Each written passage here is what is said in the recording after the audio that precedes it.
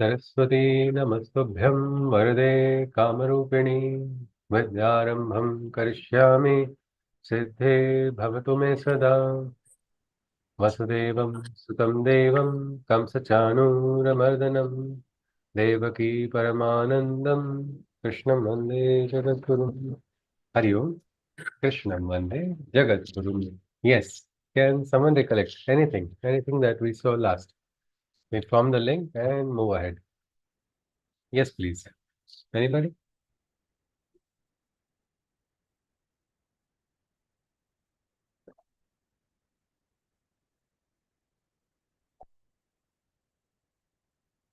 Yes, anybody?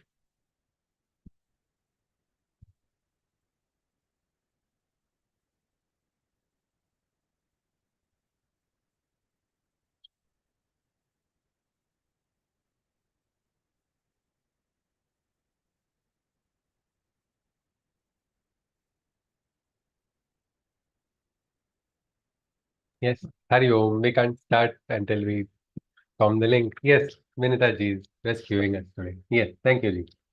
Krishna had continued means with the qualities of the Kshetragnya, the ways of the Kshetragnya, that he should have absolute detachment without ahankar. He should view Janma, Mrityu, Jara, Vyadhi with oneness and not be influenced by the pull of uh, impulses and senses. Ji. Should be bereft of attachments, family attachments, um, and his mind should always be immersed in Truth. seeking the truth, uh, irrespective of whether things are happening against his will or as per his will. Should practice yoga with the greatest devotion and dedication, and direct his mind towards the inner clarity and peace. Anything other than this would be an act of ignorance and away from the. And then he says that he will reveal the supreme Brahmagyan, which is beyond the limits of existence as well as non-existence.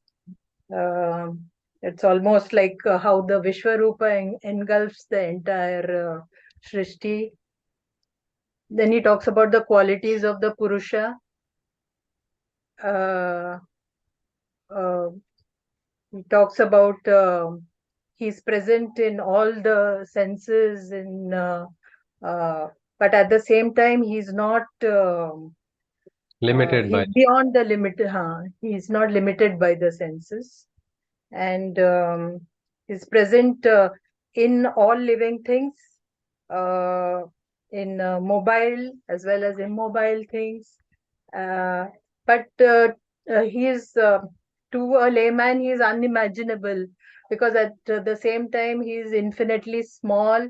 At the same time, he's vast Huge. like the sky, and he's indivisible, but yet he's present in all the forms of his creation. His oneness is visible in all, but At yet the he is same time, he's different. indivisible. Yeah. And all the living beings have come from him, and they will be going back to merge with him ultimately. He is All. the light. Vinita ji, just one question. All, no?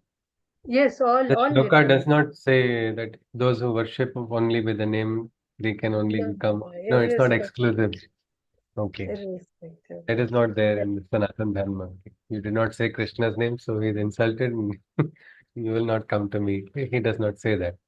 All right. Ji. Then he is the light which, yeah, illuminates the sun also. At the same time, he is beyond all the forms of darkness. He is the knowledge. He is the wisdom of the knowledge.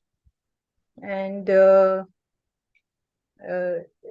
that is what he is asking Arjuna, that this is the uh, field which, and this is what I have described. Uh, if my devotees know this and practice this, then they will be able to materialize the avyakta, this in themselves, consciousness in themselves. Yes, Vinita, one question about this. Materializing the avyakta, meaning That is the realizing. manifestation. No, Yeah. it is already there in you.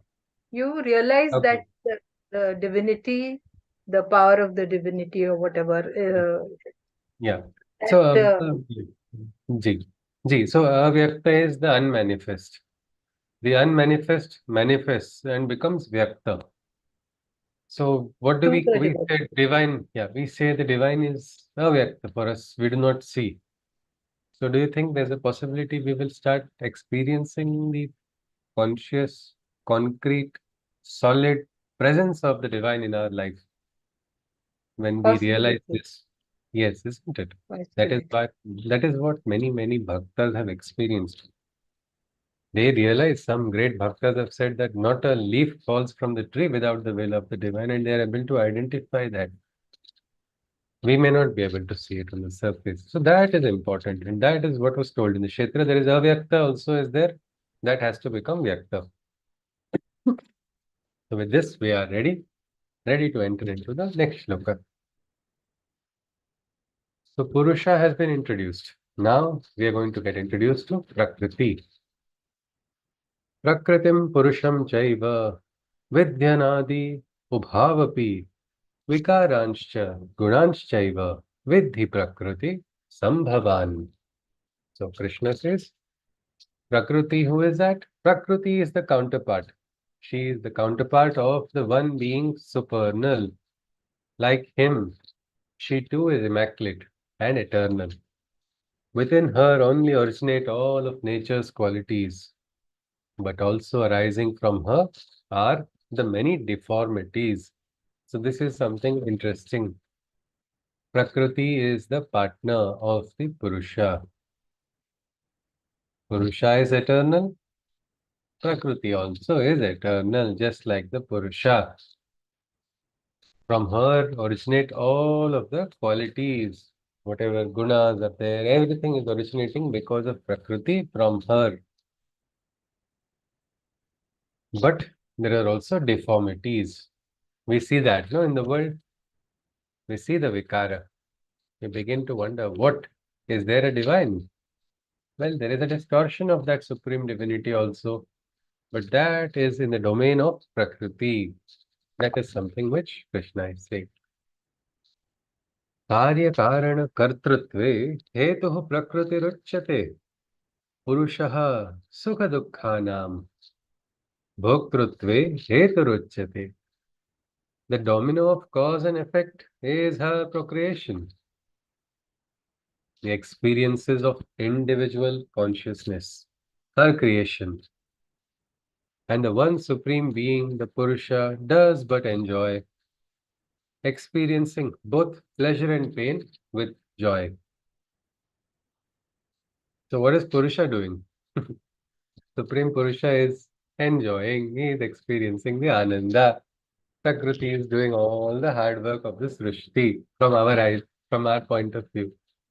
Maybe Prakriti may not feel that way, or Purusha Prakriti might be doing equally, but when connected with the Srishti, Prakriti is at play. So the Karya and the Karana. Many times we don't know, no, what is happening, what is the reason why things are happening. Sometimes logically we can understand. Sometimes it is very much beyond the logic. Well, Prakriti is responsible for bringing all of it into play. Why things are happening, what are the reasons. It's all part of Prakriti. Prakriti has created this cause and effect. Sometimes it feels very unfair also, isn't it? What?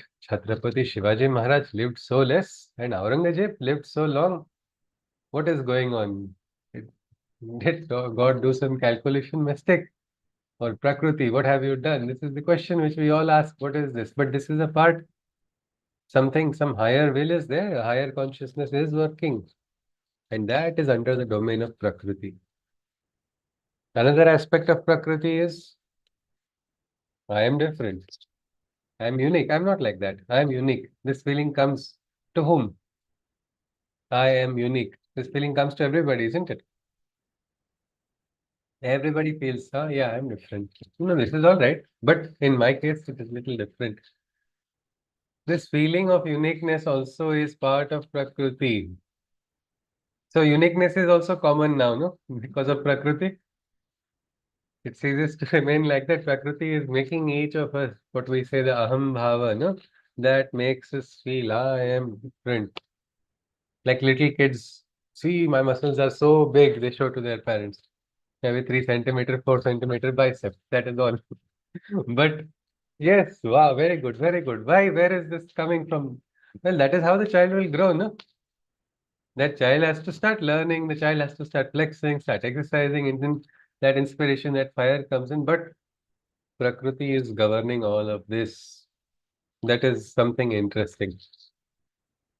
Purusha is doing one thing, like the lion does in the jungle. He is sitting and yawning happily. Lioness is going and doing all the hunting.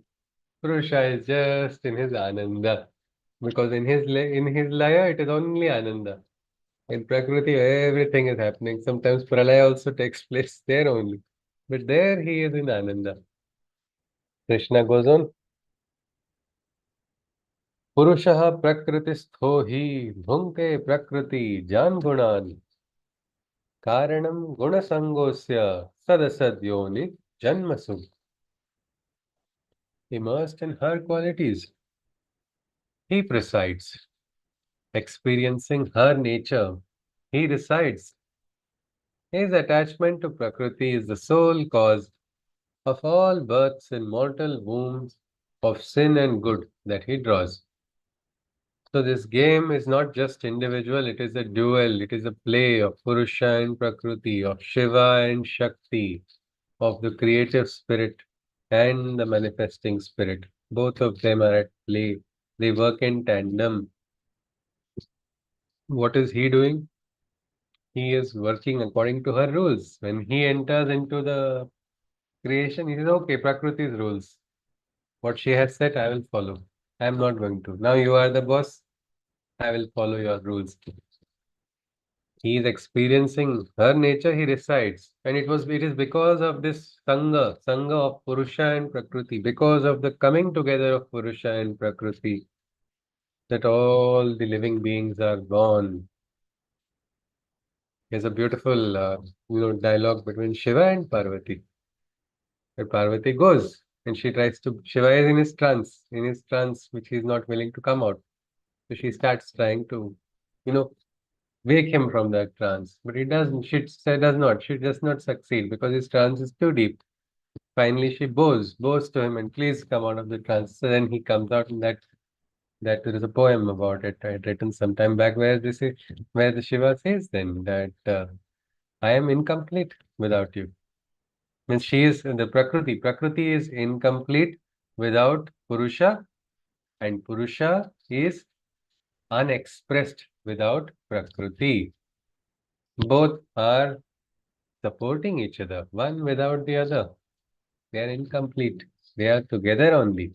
That is what Krishna is saying. Purusha and Prakriti's game is going on.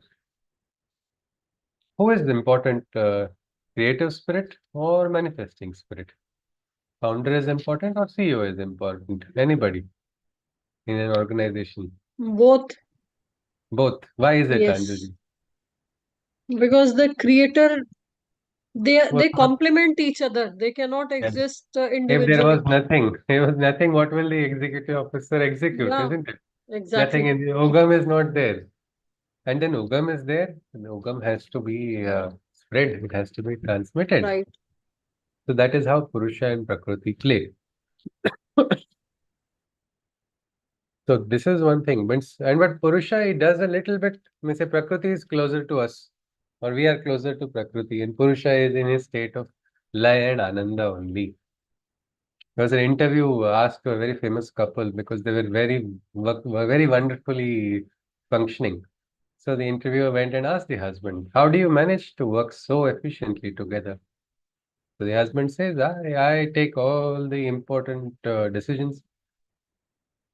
I say, Acha, what important decision? Whether this country should invade another country, whether international bilateral relations between this country and the other, trade related aspects. Acha, okay. And what does your partner do? No, she decides where the children have to go, what school, everything. And so it's all set up very clearly. Well, something like that, Purusha is only in the Ananda and Laya. He has created his consciousness has been sent, but Prakriti is working hard. You say the Devi is considered as manifesting, no? Ya Devi Sarva Bhuteshu Chetane Chati Bhiyate. So she is manifesting as Chetana or consciousness. Means that supreme strip, Purusha manifests, what will happen? Bhut, Bhuloka will explode, no? He's so Sastra Shirsha Purusha Sastraksha Sastrapad. It's like 100,000 nuclear bombs exploding at one time. Instead of that, Purusha is there in that consciousness, his energies are getting transmitted, and Prakriti is doing all the hard work and making it correctly sufficient for all of us. Like even the goddesses, they say, no, they are very close to us. But who is the closest goddess? Anybody to mankind? According to Rig Veda also, and according to the levels, because there is something, there's the highest consciousness of Aditi. There is Mahalakshmi, Mahakali, Maheshwari, and then Saraswati Ma is there. So can anybody guess who is closest to humanity, to humankind? It is said Ma Saraswati is closest because she has to deal with the imperfection and then raise our consciousness slowly higher and higher to the higher states. All are ultimately one. If you see, Aditi is what? Conscious, all consciousness together only, one. But this aspect, if you see the hierarchy or for manifestation, these are what we can say the different parts. So like that, Purusha and Prakriti, they have their roles. Together they are responsible. Together they are responsible for our Srishti. Anybody, what does this knowledge of Purusha and Prakriti have to do with you or with everyday life? Does it make a difference? Understanding also, just even thinking about it, does it make any difference? Purusha and Prakriti, their duality in our life. Yes, anybody? We have Just all come from there only. So that is hmm. why I mean, it does affect us somehow or the other. We realize that there's a higher consciousness at play and we are a part of a bigger picture, isn't it? So that allows us to probably calm down, maybe deal with things a little better. Because, okay, a yojana is there, a bigger yojana beyond my understanding. But it's all right. Maybe I can understand. I can grow conscious. Well, that is the duality. Krishna goes on. He says, "Upadrashtanumanta cha bharta bhokta maheshwarah paramatmeti chapyukto dehesmin purushah parah." Situated within this physical envelope mortal, he is the one supreme, indwelling Lord immortal. He is the witness, observer, and giver of consents. Nature's modes he enjoys, upholds, and augments. So Krishna is saying that within the physical envelope, within the physical body, within the limited physical body, the supreme, unlimited divine consciousness exists as a sakshi, observing, witnessing, even augmenting natures, even sometimes assisting and supporting all the modes of Prakriti. To fulfill what? To fulfill a higher plan. Ya evam vetti purusham prakritim cha gunaihi saha सर्वथा वर्तमानोपि न स भूयो भिजायते.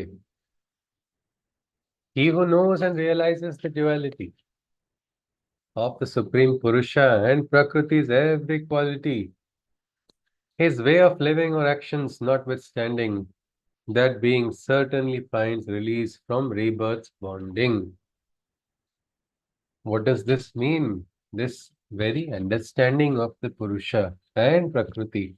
Somebody who realizes this play, a play of forces which are taking place in the world at any instant of time, that person becomes free because that person is no more going to be trapped by the passionate desires and attachments and all insecurities. Everything, that person has become free. And what does a free person do? When the person is free to move on, the person is free to move ahead. When you get free time, what do? You do all what you want to do, isn't it? So, as human beings, we are destined to become free. We are destined to experience that miracle of life, which is the Ananda. That is where a person starts when he realizes the duality of the Purusha and Prakriti. Krishna goes on, he says, Dhyanenatmani pashyanti केचिदात्मनमात्मना अन्ये सांख्येन योगेन कर्मयोगेन चापरे. By delving deep into the inner realms while meditation, or knowing the eternal self by the soul nature separation, or else by the yoga of dynamic action, one can gain the indwelling supreme's realization. Three ways are there, is what Krishna is saying. Why do you think there are three ways, anybody? I want to go to Chennai. I know one route. That's sufficient, no? Why do I need to know three different routes if I have to go to a destination? Anybody? I said Chennai because I'm in Pondicherry. There are two routes. One is the ECR and the other is a bypass which we take. But why do we need multiple routes? Because Krishna, we look at the, maybe we'll look at this and then you can share. What are the three routes he's talked about? The realization can be got by any of these three margas. By delving deep into the inner realms. Inner realms of what? Inner realms of consciousness. They are there. Go inside quietly. Experience. There's a whole new world waiting. We are too connected on the surface, isn't it? We're always worried about everything when we see on the surface without realizing what's happening behind. So, by delving deep into the inner realms in dhyana, that is why Krishna has advocated dhyana. That is why our boss felt that inside of Kurukshetra also he had to teach Arjuna two techniques of dhyana. He did not, Arjuna didn't sign up for a dhyana varga in middle of Kurukshetra. But Krishna said, yes, see, these are two techniques. Why? You'll be able to connect yourself. You'll be able to connect to the higher truth. Personally, I too have experienced some very nice, shanti or quietude in meditation. So one method Krishna is saying it is meditation through dhyana or knowing the eternal self by the soul nature separation, meaning recognizing, understanding. One is by dhyana, another is by jnana or knowledge. Knowledge of this Purusha and Prakriti, or else, or else by the yoga of dynamic action, means karma, doing karma when you are yukta with the divine, yukta in the sense yoked, connected, connected with the divine when you're doing that action. Yes. So all these three ways, Krishna says, you can become one with the divine. So anybody, can you tell me why is that we need three ways?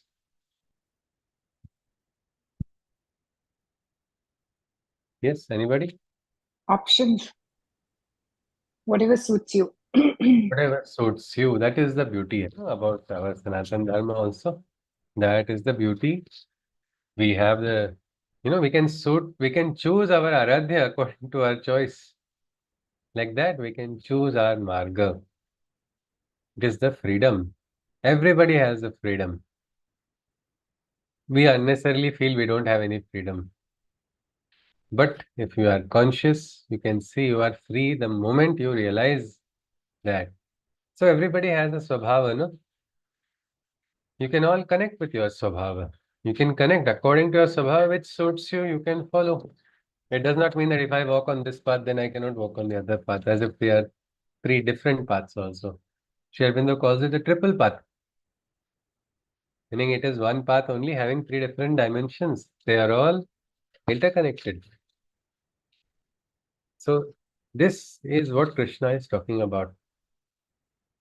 That you can become free through dhyana, through recognizing, by understanding, by knowledge, by getting a sakshatkar of yes, there is divinity. Or by dynamically doing actions like Adi Shankaracharya says, Yad Yad Karma Karomi Tadakhilam Shambho Tavaradhanam. As an aradhana, you can become free. Anybody? Do you think this? Yes, Binaji wants to say something. Yes, ma'am. And the second point, how do you get to know your eternal self? It is by dhyana only. No? One is by dhyana, but then there is one what we call anumana, no? My anumana in the sense by inference. Inference. One is dhyana can give you direct realization, but sometimes you become quiet. So it's not exclusive, means you can get it while doing meditation also. You can get that. But recognizing that separation of the divinity and this perceived what we call prakriti when it's at play, we don't see the divinity on the surface. No? When you are able to see, oh yes, that truth is there, this is not truth. Means what people talk about mithyavad, it's not actually mithyavad. To the surface level, they are calling it mithya. Ultimately, it is the Advaita, no? Advaitic consciousness. There is no definite difference between the divine and the creation also. The creator is also one in the creation also. But recognizing that separation of consciousness on the surface, you'll be able to. Like for instance, once, I don't know, I was just lying down and suddenly I began to feel that my life is only flashing past in front of me from my childhood to old age, and then I was not understanding what was happening, and suddenly I realized that yes, there is a barrier which is preventing me from understanding something. There is something which is blocking me. That itself was a sufficient enough realization. It was just by Chintan. It is up to the individual actually, Binaji. Somebody has the tendency of quickly going into dhyana. I remember one person who had come to meet Damleji. He asked some questions. There was big discussion going on. So he asked certain things, and Damleji is very straightforward. So he does not care whether that person is the judge or he is not. He didn't bother. He told him what he has to tell. And then that person just, okay, I understood something. And he went inside and he went and sat for meditation. He sat for the entire day. I was so worried. Has he got angry? What? He did not come out for food also. Nothing. He was just inside of the room. Ramiji also once told, go and check if he's all right, because quietly I went and saw. He was sitting. He was sitting in one position. I cannot believe how a person can continuously sit for dhyana, but that is that person's prakriti, no? That is that person's nature. So it can go that way. Somebody like me probably is a little interested in philosophy. So probably philosophy will easily connect me, and maybe through that I will get an understanding. Somebody will say, no philosophy for me, no dhyana, I can't sit in one place, give me work, I'll do 100,000 works and I'll get the realization through working. So that is the one more path. That is all, Binaji. Because for me, I did not get a realization, but I realized that I am being prevented from knowledge. And I was like, wow, something is preventing me. That is divine only which is preventing me. I'm not able to realize every time I was trying to take a step towards higher studies or somewhere else, every time some hurdle kept coming. Even in Sanskrit, I went to study, something kept coming. And suddenly I saw this hurdle is being purposely kept because I'm not supposed to go there. And that suddenly got me quite peace on the inside. Otherwise, till then there was a lot of frustration, not able to understand what did I do wrong? Why am I not able to go on this particular direction? So that quietude comes in. So it is up to the individual actually. But the aspect why these three paths are there is when you walk on this path, you will get the freedom when you realize it. Some people get glimpses also. Some people get very clear glimpses also. Means what we call I don't know what clairvoyance is, but I've met some people who are talking about certain things which are going to happen, and those things have happened. How did they know? What did they know? Well, that was one of the understandings, no?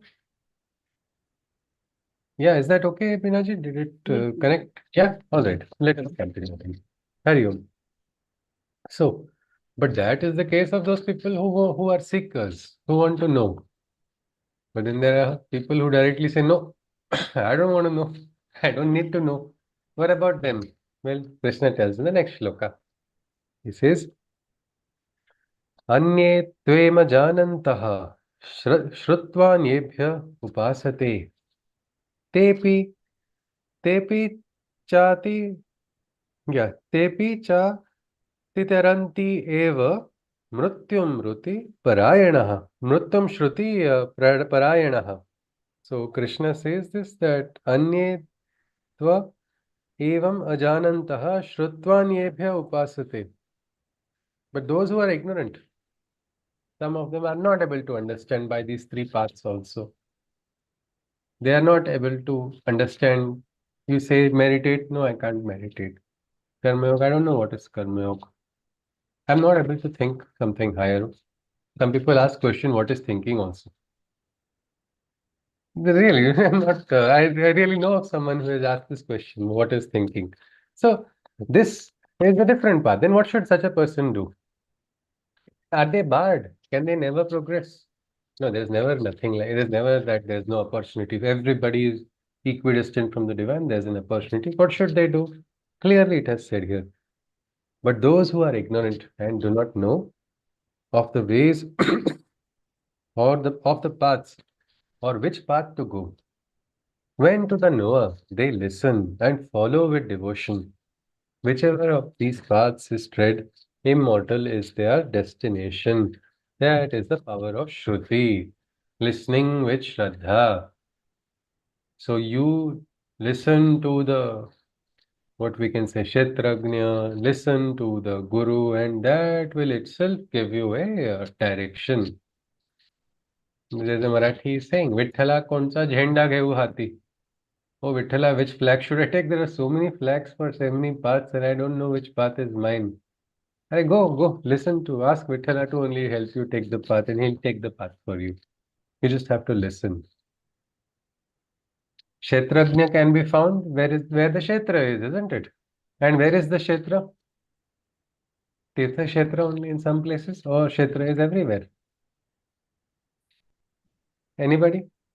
Where is that Kshetra? Where we can find the Kshetragnya? Yes? Everywhere around us. Absolutely, absolutely. We cannot think, oh, no, only in this particular Kshetra I'm going to find. Sometimes people say, I will find only in this particular parampara, I will find only here. No, that limitation you don't have to make. You become open, let the divine decide, let the divine work. You have to only listen. Listen to what? Listen to the call. Be receptive. Hear with Shraddha. Hence it is said, Sri Aurobindo has said, I think it's the mother of Sri Aurobindo Ashram has said, rare is the one who hears the call. The call is there for everybody, but we are busy. We are busy doing so many things. I am focusing on my exams, I am focusing on my career, I am focusing on my family, I am focusing on post-retirement. Questions, these things keep coming. So many things. People are too busy to hear the call. But then they say, rare is the one who hears the call, rarer is the one who heeds to it. Meaning not only just listening, with Shraddha, taking that leap of faith and taking the one step forward also. That is even rarer.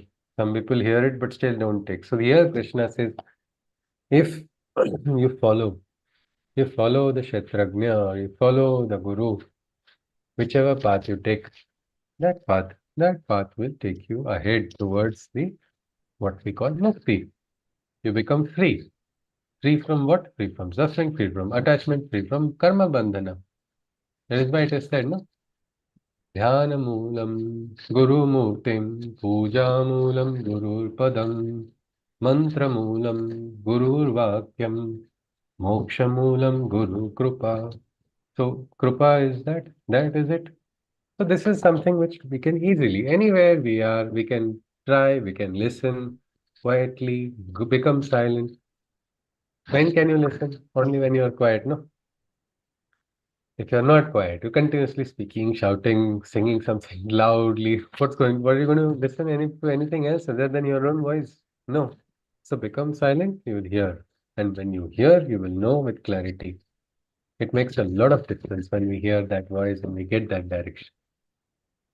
It is there for every listener. Krishna goes on.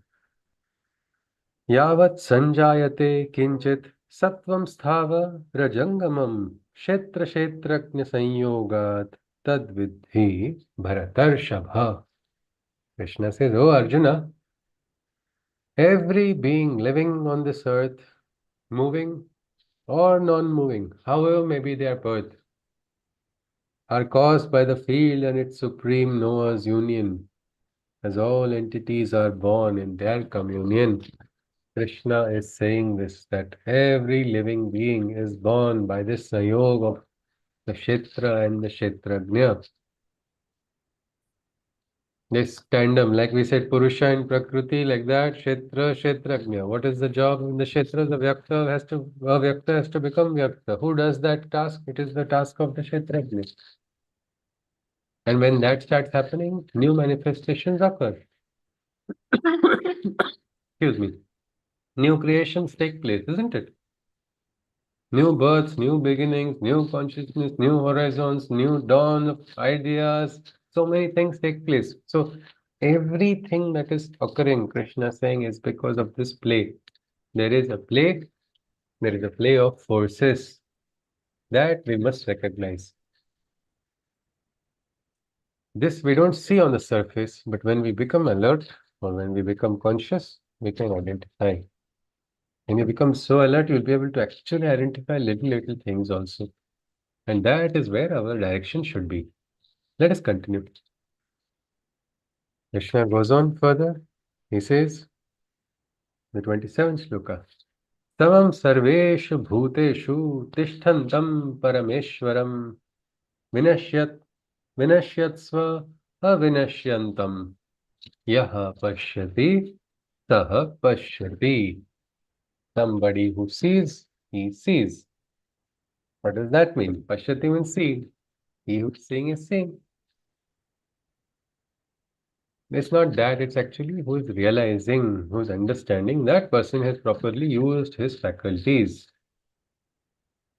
Otherwise, it is no use. Namliji had gone to, sing Vedic chants to children in the school, a school in Pondicherry called Satya Special School. And so many places he had chanted to so many people, so many I heard. But the reaction that the children gave, that was so beautiful for him that he actually wrote down. He wrote beautifully. He said that above his wordings, they are very special. I try to find them. Most people, most so-called normal people can see, listen. They have these senses. They're capable of using these senses. But these special children not only heard, but they also responded from the soul domain. They could understand why. Ankar Bhav is not there. If you have any special child in your vicinity, you have any special child in your apartment or in your family, that you will know, no? They are pure in consciousness. No Ahankar at all. That is something which is very beautiful. You can see that, what we can say, Saralata, that is there. So that's why sometimes reception is much more better. And because that day the Amlaji went, it became a therapy. Later on, Vedic chants therapy, it got researched by scientists. They gave a name, VCIP, Vedic Chant Innovation Program. And that's even now neurologists are working on it and trying to identify what is it in the sound that is making difference. They're not able to see it. Children are able to see, the parents are able to see, but the neurologists are finding it very difficult. Why? They are used to, they wanted to see changes in MRI. MRIs will not change, no? How is it going to change? So they got a lot of funds, several lakhs from the government, and they are doing something. It's been 8 years. They are planning to release what findings they have got. They're still waiting to, probably looking for some other auspicious neurological muhurta, because I know they don't believe in Panchanga, but something is going on. So maybe if this year, I'm hoping my job is to follow up every 2 months. Like children, no? Impatient children, are we there yet? The same question I'm asking. So let us see if they see. But if they see also, World will see. That is why we are all patiently listening to whatever they are telling. But this is an important aspect in life. Sometimes truths are in front of us, we cannot see it. Krishna was in front of Arjuna and telling, I told this Satya to Vivaswan, I said it. Arjuna could not see it that time, isn't it? Then when he saw it, he said, I don't want to see, please, Krishna. Something like that we have to recognize. Samam sarveshu bhuteshu, meaning there is oneness. This divinity is equally present with samata in all bhutas. Bhutas means living beings. In Sanskrit, it means living, all of us. In regional languages, people call it ghosts, but we are also some way like ghosts only, living a temporary life, transient life. Let us continue. Seated within all life forms, he is the one supreme, residing equally in all beings of the mortal realm. In a perishable frame, the indestructible dwells to be. Whoever can thus see, he is the one who can truly see. Meaning, in this perishable frame. This is surreal, no? A body which is made of skin and bones. We know the skin bleeds, bones break. The life goes through so many experiences. Yet inside of this brittle existence is that unbreakable supreme consciousness. Who can see? That person sees. Sri Aurobindo saw it in the jail. He got the experience, Vasudevam Sarvamiti. And then there was the Shanti, and then there was the new direction for the next set of sadhana, which was a very intense sadhana which he began after that realization. Samam Pashyan Hi Sarvatra Samavasthitam Ishwaram Nahinasti Atmanatmanam Tato Yati Ram Gatim. Witnessing the existence of the one Lord in all things, he perceives the supreme play of forces in all beings. By the flames of passionate desire, he is not injured. And for such a being, the supreme status is assured. What is this Krishna is telling? He's saying, witnessing the existence of the one Lord, meaning the Lord is there, no? Lord is moving people. That supreme divine is moving all living beings like a master, what we can say, a grandmaster in chessboard. No, he moves all the different. He's already seen next step, next step, next step. What's going to happen? So like that, when you get that realization, oh, this person came to talk all nonsense to me. He didn't come alone. He came with one more person. Together, they are talking nonsense. You're quiet on the inside. Oh, yes, yes. Okay, okay, fine, right. What is happening? No matter what is being told to you, it might be hurtful. It might be against your will. It might be against the truth. Normally, all these things make us flustered, no? Why is it that they are talking? Why are they not making sense? Why am I being treated like this? These are all questions which come inside of us. But instead, when you get the higher perspective, you're able to understand, Acha, so this is what. Okay, okay. Go ahead. You want to fall on your face? Please go ahead. I'll watch you happily. No problem. Yatha Sri Krishna says later on in the Gita, something like that. Your wish, do that. But you are not getting disturbed. That is the important aspect. Because we should have that in our hand, no? Our state of action, or should we react to the situation? I think that control should be in our hand, no? Remote should be in our hand. I think every sibling will say that, no? I cannot give the remote to my brother or sister. They will put whichever channel they want. I want to see this. I'm on watching this particular series. It's very nice. This person is changing everything. But isn't that happening in our life most of the time? We are calm, peaceful. Suddenly somebody comes from nowhere and breaks our calm. So that oneness, if you are with the divine, acha, you're coming to disturb me. Chalo, try. I'm not getting disturbed on the inside. Try as much as you want. The story of the big bad wolf, no, huff and puff, tried to blow the house down. But finally, since the house was very strong, nothing happened. Something like that. These forces will come, they will not enter inside. They'll walk away, they will just return afterwards because you are connected with the highest force of the divine. Such a person is not going to get injured by the fires of passionate desire, and such a person, because it's difficult, no? It's like you're playing with fire and not getting burned. And that is a siddhi, no? So such a person is worthy of getting the highest status, is what Krishna is saying. Tato yati param gatim. He goes in that state of highest consciousness. She moves into that state when they're not disturbed. Krishna goes on. Prakrityaiva cha karmani क्रियमाणानि सर्वशः यः पश्यति तथात्मानं अकर्तारं स पश्यति. It is Prakriti who alone engages and enacts in all the world's workings. She acts, but the self remains inactive and silently foresees. Whoever sees this truth of the world truly sees. Prakriti is bringing about, we'll see later on, Prakriti, what they call gunas also, Prakriti, how they manifest. She is bringing all those changes, but the inner self is quiet and watching. That is what Krishna is saying. Silently seeing everything. And whoever is able to connect with it, whoever is able to understand, that is clear. I think in life, when we get a higher insight, we can understand, we become quiet. Otherwise, we get trapped in the action-reaction circle. I remember in college, one professor, he had a very bad mood that day. He was shouting at everybody. What happened was 2, 3 of my friends, they received a lot of scoldings. They were very disappointed. This person has talked like this so bad. Why is he talking like this? He told absolutely nothing. I was lucky. I got a very higher insight that time only. I saw as he was coming out of the staff room, his head hit the wall. He got irritated. That was the ugam of his frustration. Now, whoever came after that, 3 people were there. All 3 of them got scolding. So after that, when I also got scoldings, I was like, this is not me. It is the wall he's talking about. So it's not going to affect me. Well, it is something in life also. When we see forces, later on in the Gita, we call them gunas. When you understand the play, you're not going to any time be trapped. You can become player from being played.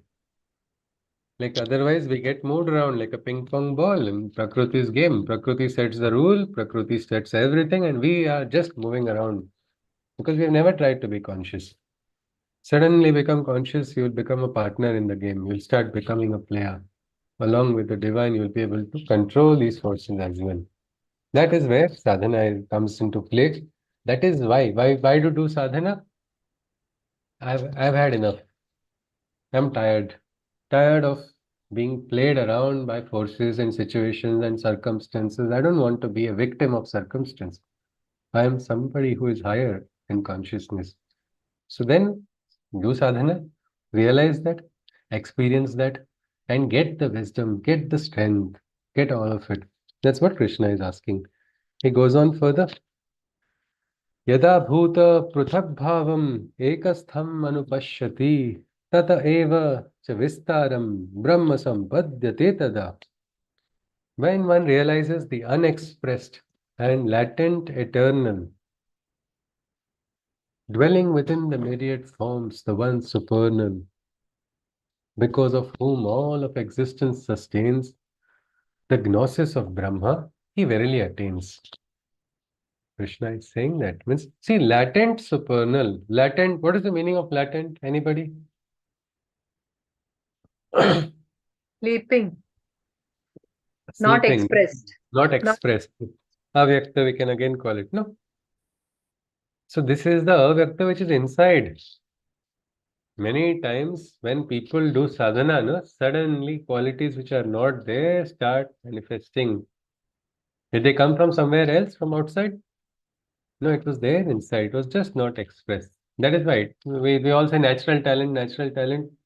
Every talent is there naturally only inside all. Only it has to be connected. Like there's a nice famous Ayurvedic verse. Amantram aksharam nasti, nasti muli anaushadam, ayogyaha purushaha nasti, yojakastatra durlabham. Meaning there's no word which is not a mantra. Every word has the power to be a mantra. Sri Aurobindo thought from his writings that even in English language we can have powerful mantras as powerful as Sanskrit. So, mantram aksharam nasti. Next comes nasti muli anaushadam. There is no plant which is not a medicine.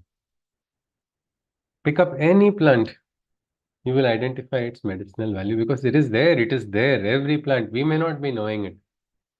Sometimes Namai says the root has a different work, the stem has something else, leaf has some other way how to use it. Same at different times, how it has to be done. Just recently, somebody had ear trouble. Namai said, take tulsi leaves and put the paste into the ear, the water from tulsi, squeeze it out, the juice of tulsi leaves, and it will help treating. We all know about tulsi, eating tulsi, isn't it? So like that, different, how you do it, that is important. Like that, ayogya purushah nasti. There is nobody, no individual who is ayogya or incapable. We've been hearing from school, useless person, you are useless. Unfortunately, we start believing that mantra to be true. But it is not the case. It is not the case at all. Then what is there? Yojakas tatra durlabham, meaning there's somebody is required to bring that transformation of the word to become mantra, of the plant to become medicine, of that person who is forgetting that they have that. Even Hanuman needed, no?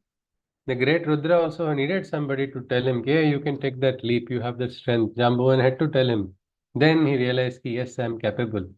So this divine is inside of us.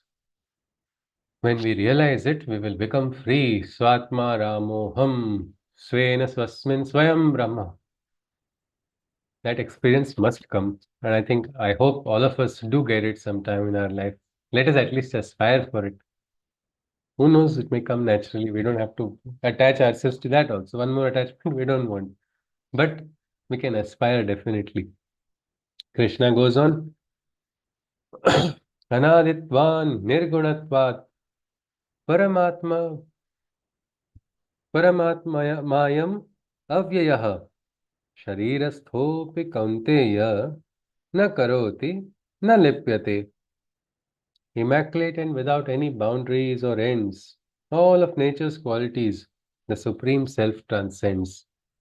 O Arjuna, the Self is seated within the body undisturbed, and by the occurrences of nature, he is not disturbed. So the Self is inside, unperturbed, and not disturbed by the occurrences of nature. It is said it is in the calm that the divine works. So when are we going to get calm? When we become calm, we will suddenly experience a lot of what we can say brilliant thoughts, brilliant ideas, brilliant, sometimes skills also. We will be able to manifest so many things. So that is important. So Krishna is saying this is without any boundaries or ends. Yatha sarvagatam saukshmyad akasham nopalipyate sarvatravasthito dehe tathatma nopalipyate. Like the sky that stretches across all of space, and its subtleness limits not its all-pervading embrace. So too is a self that in all life form persists unaffected. Within the physical body, the self exists. Unaffected within the physical body, the same self. Which self? The same self that was introduced to us in the second adhyaya, isn't it? Nainam chindati shastrani, nainam dahati pavakaha. That which cannot be cut by weapons, that which cannot be burnt by fire, that which cannot be like wet by water, or that which cannot be dried by the winds. That self is present inside, Krishna is saying, in all life forms. It's like the Akasha. How is the Akasha though? It's vast, it's wide, it's spreading everywhere. It is just like that. But it is so subtle, so sukshma that you'll think, where is it? Where is it? I can't see it only. But yet, despite being sukshma, it is also having such a big vistara, no? Such a vastness. Like that, the Atman is also there. Quiet. यथा प्रकाशत येकः कृत्स्नं लोकं मिमं रविः क्षेत्रं क्षेत्री तथा कृत्स्नं प्रकाशयति Bharat. O Arjuna, just as a singular sun's light is adequate to make the whole of the earth bright, so too is the field illumined complete. With the knower of the field's light, it is replete. Krishna is saying, just one Surya is more than sufficient for our Bhuloka, isn't it? Because that is nature of light, na? Prakasha, Bhaskara. What is the aspect of it? Just, it is dispelling darkness, isn't it? In one room, you light a lamp or simple lamp, what's going to happen? It is going to dispel darkness. Just like that, the Kshetragnya, you see, this is the interesting part. Krishna is saying, so too is the field illumined complete. With the knower of the field's light, it is replete. Means there is the Prakasha of the divine is present. Where? In the Kshetra. From Kshetragnya, we will be able to understand it, we will be able to experience it directly. Sometimes it's actually very interesting when you get that realization. Little realization also is a spark, also is sufficient. I remember when I had joined Amliji, everybody had told me what I'm doing was wrong. Everybody was saying you are on the wrong path. Nothing is good is going to come out, nothing concrete. It was just continuously. Unknown people also would tell me, who don't know me also would tell the same thing. But during that period, there was one Mataji in the ashram. Very ancient. She was senior to Damiji by almost a decade also. Yeah, more than a decade that time. And she had such a respect among everybody. I remember I went to deliver her some products. That time I was to just deliver the products. It was my work, so I would go. She just touched my back and she said, "If you have come for experience, you have come to the right person." That was enough for me. Yes, chalo, I got certificate, biggest certificate from the universe. And that was enough for me to, no matter which difficult situation came, I was like, she cannot lie. She is somebody I recognize as a Kshetragnya. She is enough. Her word will help me stand against the entire world also. I don't mind. I don't mind. Because that is the power of the Kshetragya's words. That is the power of the light of the divine. And if you can connect with it, well, Prakasha everywhere. Absolutely. That is all we can see. Krishna goes on. Kshetra Kshetragnayorevam antaram jnana chakshusha bhuta prakriti mokshancha ya vidur yanti te param. With the inner eye of knowledge, those who perceive about the field and its knower, they can conceive, and of the individual's liberation from Prakriti's dominion, they attain with the Supreme the complete union. This is very interesting. We stop with this. This is the last shloka of this Adhyay, 34th one. What is Krishna saying here? He says, with the inner eye of knowledge, if you can perceive, inner eye of knowledge, we knew Arjuna had it, but Arjuna is not an alien, no? He is a human being. So by what we can say, uniformity principle, all of us also have an inner eye or not? We also have that. But that has to open, because when you open that eye, when that eye opens, you can understand the Kshetra, you can understand the Kshetragnya. Both become visible. Excuse me. Both are clear. And then we also understand how to free ourselves from the trap of Prakriti. This is the most important thing. We are trapped many times, no? But many times we are trapped because we don't know we are free actually. When that realization comes, "Arey, there is no trap. I was only visualizing all of it." Like I think Dr. Vidisha ji had previously also shared the name of one very beautiful Bhakti Geet, Akashi Jhep Ghere Pakhara. Take that leap, oh great, take that leap. It is important to free yourself. Free from what? From the golden cage. You have to become free. That is what happens when the inner eye opens. You become free from what? You become free from the dominion of Prakriti also. Prakriti imposes restrictions on us, isn't it? Many times you make some plans, अरे आज प्रकृति बिगड़ गई. Prakriti is not gone bad. My inner Prakriti has changed, isn't it? Probably we are planning to have an ice cream party. Correctly, that same day your throat goes for a toss, and then what has happened?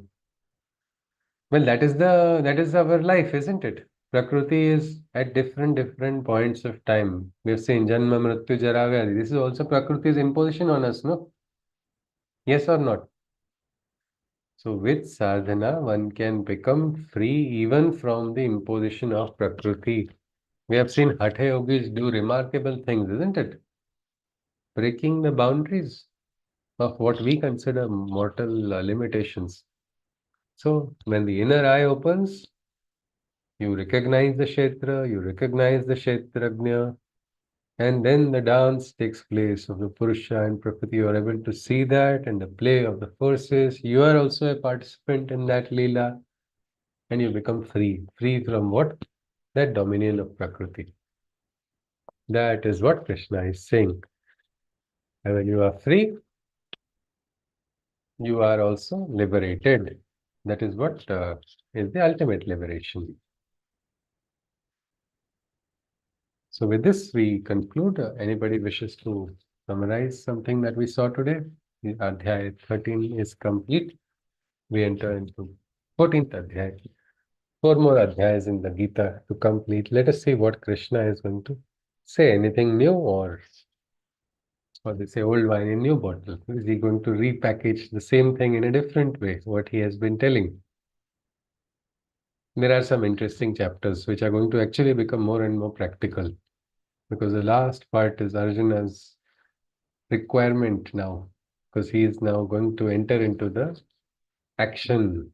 That is why Krishna is giving him this such a big Gita, also, such a big sermon in the middle of the battlefield. Much is sought from Arjuna also.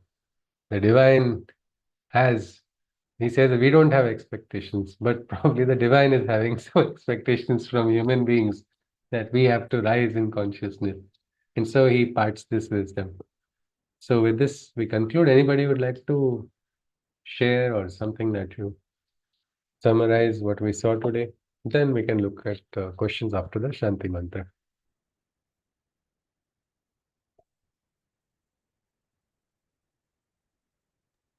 He talks about the different paths, the 3 paths, and Yes. he talks about, he introduces Prakriti. Ji.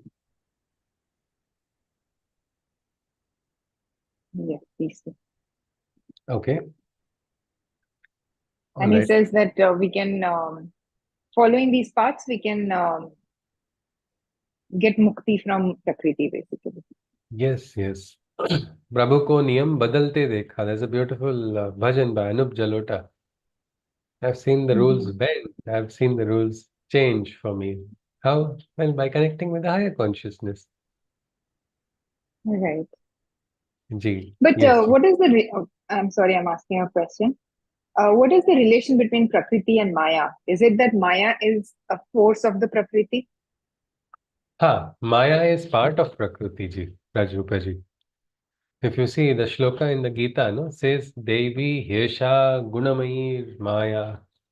So Maya is operating through gunas. We have not yet been introduced to gunas, but gunas are the different qualities of Rajas, Tamas, Sattva. They are Yes. manifested in Prakriti.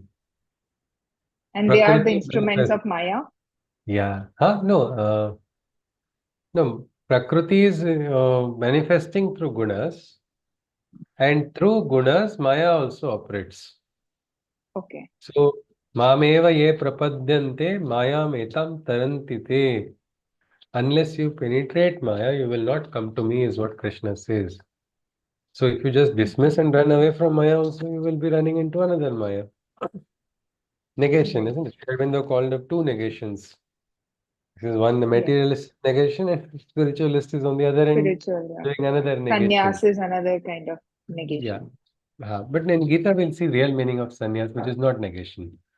So sannyas as such is not negation only. But in sannyas, sometimes people Very negate. often, the way it is practiced, I think it is more of Yeah, negation. yeah, yeah. So It's the there is Gita a bit tells, of escapism in it. I mean, Gita tells very beautifully the real meaning of sannyas. Next, even 18th chapter, Krishna will say that. Arjuna will also want a clarification. What is Tyaga and what is sannyasa? So Krishna says sannyasa's meaning. Even in the Gita we saw before, it does not have any aspect of escapism. Sannyas was also by Janaka. And so Janaka's sannyasa fooled even the great awakened Muni Narada. Narada. Yes. Yeah. So yes, so that is it. So Maya is just one of the constituents of Prakriti. Right. Probably Maya also has a role, creating a ground for us to penetrate and reach the divine. Probably like it is the biggest blanket between us and the divine. Yes, so that we'll have to penetrate. When will we penetrate? When we have that strong will. Yes, Chief. All right, then. With this, we conclude with the Shanti Mantra. Hari Om. Sarve bhavantu sukhinah, sarve santu niramayah, सर्वे भद्राणि पश्यन्तु मा कश्चित् दुःखभाग् भवेत् हरि ओम तत्सत् कृष्णं वन्दे जगद्गुरुं हरि ओम any queries they are welcome or we conclude Hari Om. Hari Om Yeah, I yes wanted to ask that Purusha is divine only, right? yeah Aditi ji no yeah Yes. tell me ji yes Purusha, Purush is divine only, right? yes Purusha in the sense you are you referring to the regional languages when they use Purusha No, no the Purusha mentioned in the shlokas. Yeah, it is the supreme Purusha, which is the divine. And there is one, what we can say, supreme Purusha, and there is one supreme Prakriti, So the Purusha, counterpart of the Atma, Purusha. Atma is manifestation of Purusha. Yes, we call it Jivatman. Okay. So, Dvaitavad will say that they are different from the Purusha. The so how is Advaiti it? person will say they are not different. So how is And it different? yeah, please go on. Okay. How is it different from the chapters on Atma? Like this is the same, even Bhakti, Karma, and all of the things that have been told have Yeah, been told in the chapters of Atma also. yes. So what is the Now he is taking us a little bit closer to the operational aspects, no? To the operational aspect, because now Krishna is bringing Arjuna a little bit into the. Earlier, it was a little far away, no? Metaphysical, surreal existence. Ashcharyavat pashyati kaschidena. Different people perceive it as surreal, they understand it as surreal. But right now, Krishna is talking about, see, this is the play of the forces taking place. Purusha and Prakriti. Why? Because first you understand Purusha, understand Prakriti, then you get ready to understand what is gunas. How gunas, because gunas also there are governing under certain rules, and these are all, why is all of this being told is because this is a very practical guide for life and for sadhana also. Means depending on what we want to draw no, from the Gita, we will get that. If we want to do it for practical everyday life, we can draw that. Recently, I heard one big institute, management institute, is offering a course for only 80,000 rupees on how to create leaders. I do not know if they're going to be very successful or not from this only, because it is just we're drawing that. But the Gita's now the important part of this is because now Krishna is going to introduce gunas. So you will have to understand Prakriti to enter into the chapter on the gunas. Without that, it may not be very easy. But if you are drawing parallels with something else, I think it's wonderful. You can note them down because that will be useful later on also. Like for instance, Maya, no? Devi, Hesha, Gunamayir, Maya. The word Gunamayir, it connected to me very much later afterwards. And then I said, wow, what a clue is there in this shloka only. It is a Gunamayir Maya, meaning Maya is going to work through gunas. Meaning now, once gunas are introduced, we'll understand them. But if Maya is going to work through gunas, what does that mean? That means I am also going to get trapped in Maya because of the gunas. So then I need to become alert when the gunas are at play. That this is how it's going to function. So it's for us to draw the inferences. Yes, And also Aditi ji. he's saying he is immutable, indivisible oneness, and yet but until now I think everywhere it was I. Like Bhagwan was saying that I am He was referring to the Supreme. When Krishna says he, yeah, Krishna, when he says I, no, he does not refer to his Sarathi who is say 5 foot, these many inch or 6. I don't think he was 6 foot though, Krishna. But maybe just again, I don't know. Somebody might find Shastric reference. But he is referring to the supreme consciousness of the Purusha. The Purusha is functioning.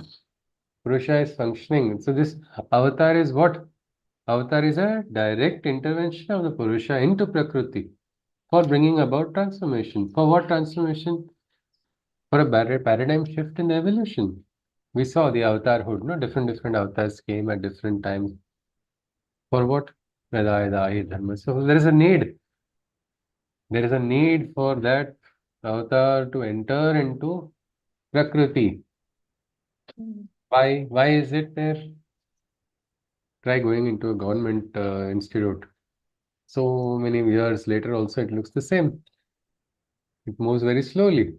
Then suddenly something has to come, and then from somewhere a force needs to come, and then again all repainting is done. Again, sometime that Chaitanya gets carried forward for some time. So it's because Prakriti sometimes functions in a different speed. So that time Purusha makes the entry for bringing about a transformation. But it is not that it is happening individually without consent. Both are working together only. Did it answer your question? I don't think, or it Yeah, did. actually, I'm not. Purusha is Atma, what we discussed what we have seen till now. No, yeah, Purusha is Atma is what? Atma is this is the aspect of this is what the stuff of Vedantic understanding is. Somebody says Atma is different from Jivatman. Paramatman is different. Paramatma is Purusha. Jivatma is different. So that becomes a Dvaita, no? That becomes a Dvaitavad. The Paramatma is there. Jivatman is here. Jivatman can never be part of Paramatman. The drop is completely different from the ocean. Somebody can say, look at the ocean, look at the water drop. So then there will be one approach. Somebody will say, no, it is ultimately same. I don't see a difference between Purusha and that becomes the Advaitavad. But if you see, if this Dvaitavad and Advaitavad has been going on for so long, no? Who believe in Dvaita live in Dvaita, who live in Advaita are in Advaita. Somebody else has started now, then Vishishta Advaita. You can start another new one if you want. It is up to the individual for understanding. But it is the one tattva, no? I'll just share the Purusha Prakriti. I'll share a small poem which we had shared about the Purusha and Prakriti. Because the moment we create a division between Purusha and Prakriti, we consider them to be distinct and separate. Then the problem comes. Because, acha, this is different and this is different. And I'm trying to identify the relation of this with this. Like Indra is different, Varuna is different, Agni is different, Mitra is different. These are all qualities and properties, but later on in the Rigveda, you will see Indra becoming Agni, Agni becoming Vayu, Vayu becoming something else. How is one god becoming another? Because that is the tattva, it is the transformation takes place. There's a fluidity there. There's no rigidity in that aspect. So I'll just try to share that. Just find the poem. It was a poetic aspect of this Shiva and Shakti, no, Purusha and Prakriti, the dance. How is it taking place? It was inspired by this adhyaya only, but they are one because 100,000 definitions can be given. Why I can give? I can only say why they are different. After 15 minutes, I can only say how they are one. But it is up to us, no? What are we doing with that understanding? How are we taking it ahead? Otherwise, what will happen again? It will be a bhed, no? We are only creating a bhed inside, and because that is mind is only creating that bhed. So we'll have to find what we call the Suvarna Madhya. Means how to quickly identify this is like you see, hmm, there's a mango, no? Mango is having what? The covering also. The mango is having the pulp also. Then mango is having the inner seed or pip, what they call the inner aspect. You can call the cover mango or not. You can call the pulp also mango. The seed also this is mango only, isn't it? But when you go deeper and analyze, ki chalo theek hai, then that is because what Vishishtadvaitis do. They say, when you look at this from this point of view, this is different. But otherwise, it is still, they are one, all part. The Dvaitavad has a different aspect. The person who is seeing a dream and the person who is dreaming is different, and the dream is again different. One is not real, one is real, something like that. But anyway, let us, for your question about Atman is one, but from the Purusha or Krishna told in the Gita, isn't it? It's fraction of his energy is sufficient to power the world, power the sources. Luckily, nobody in this batch asked this question yet. Otherwise, there was one question is, how does one explain the number of souls? They are increasing. So then, how is it that they are increasing? According to them, it should be 1 plus 1 plus 1. This is how is it kind of geometric progression? How will you write? Probably that person is having a very mathematical precision, trying to understand how can you, when we talk about Punarjanma, how do you explain it in terms of soul? Well, again, mathematicians had that problem earlier also, no? They had to turn to India to understand Shunya, concept of Shunya, concept of Purna. It helped them in addition, subtraction, multiplication, everything means that was useful for them, the concept of Shunya. But then when they said 0 divided by 0, they couldn't answer it, isn't it? So because it is something like that. Purna is also Shunya also, no? 1.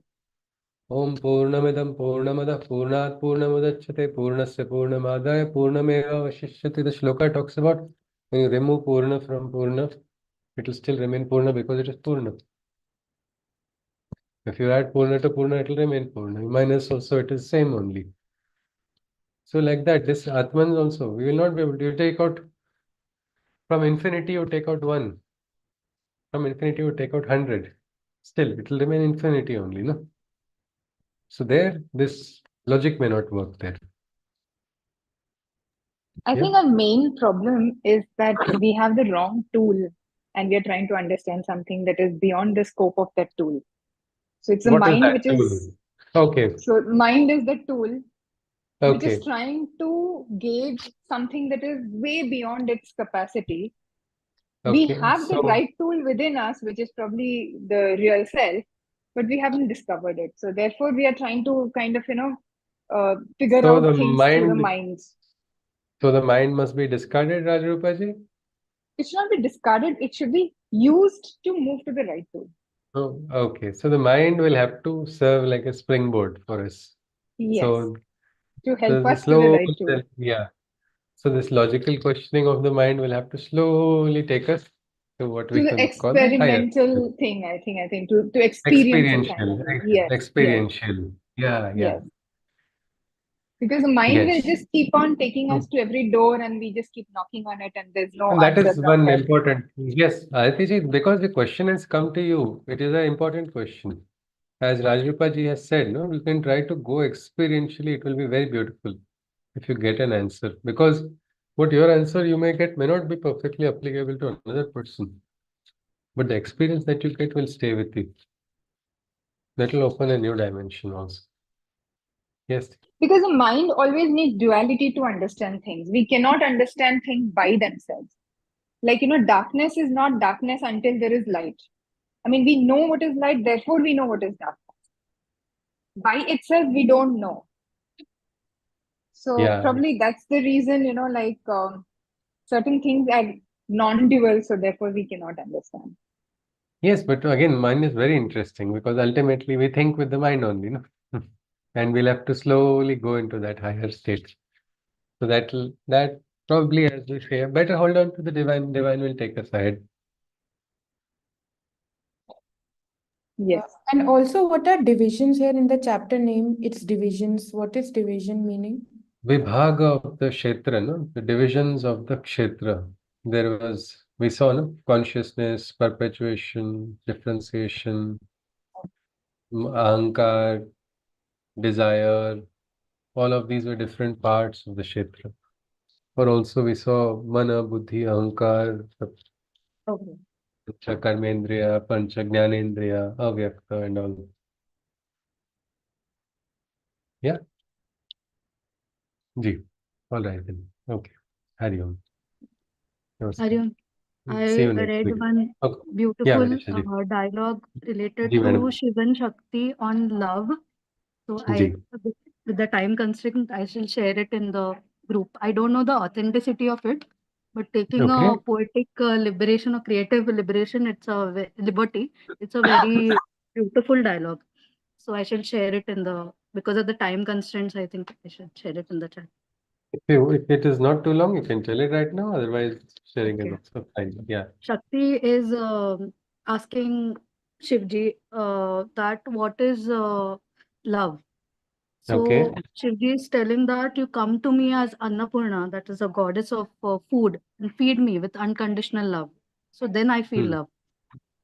Ji. So that is love for me. Then you come to me as Kamakya, the goddess of pleasure, hold me intimately, I feel love.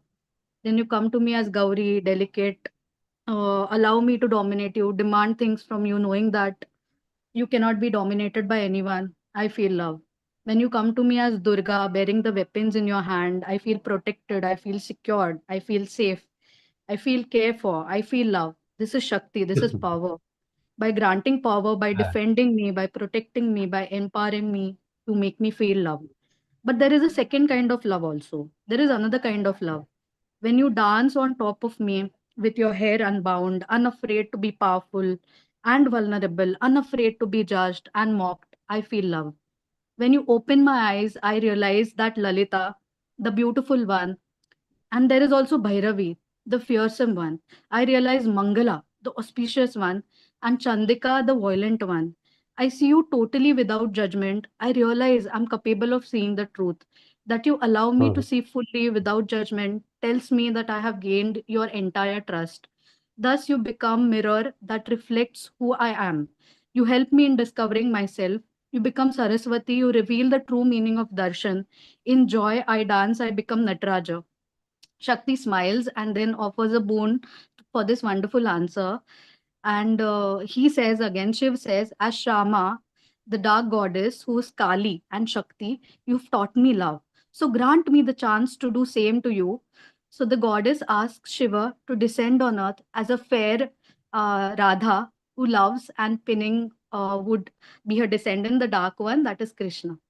So I don't know the authenticity, but this is very So what is beautiful. there? What is their authenticity in the? It is the bhava and the meaning, no? That is very Yes, much, yes, yes, and that is yes. what it is. The divine love, no? That is something which makes us So realize this, also. so we understand that they both are one only, and they both Yeah. are apart also because they have their individual qualities. So it's beautiful merger also and individualistic qualities also. Thank you for giving opportunity. Thank you very much. No, thank you for giving us the opportunity of listening. It was beautiful. Hari Om. Milama, we'll meet next week. Hare Krishna.